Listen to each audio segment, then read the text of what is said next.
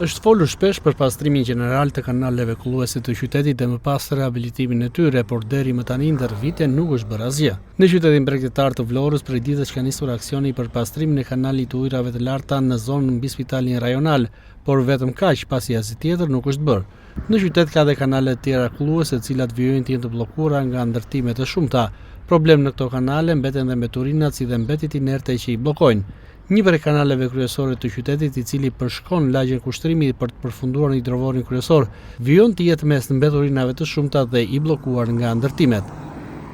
Mbas shpinës time ndodhet një nga kanalet kulluese më kryesore të qytetit të Vlorës, i cili është pastruar rreth 2 vite më parë, por siç mund ta ndiqni dhe nga pamjet, ai po kthehet në gjendjen e mëparshme për shkak se mungojnë aksionet e vazhdueshme për pastrimin e tij. Ky kanal u pastrua për herë të fundit pas përmbytjeve të 4 tetorit, praktikisht 2 vite më parë. Megjithëse u përfol se do të pastrohej shpesh duke shmangur situata si ajo e përmbytjeve, asgjë nuk ka ndryshuar. Kanali pak nga pak po kthehet në gjendjen e mbarshme mes mbeturinave të shumta. Kallamat e kanë mbuluar në të gjithë gjatësinë e tij, duke mos dhënë as pak imazhin e një kanali kullues.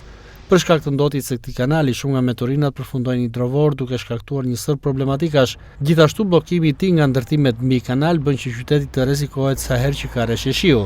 Aksioni i pastrimit në kanalin kullues mbi spital duhet të vijojë edhe në kanale të tjera kulluese kryesore për të shmangur situata që dëmtojnë qytetin dhe qytetarët, si përmbytjet që shpesh prekin qytetin e Vlorës.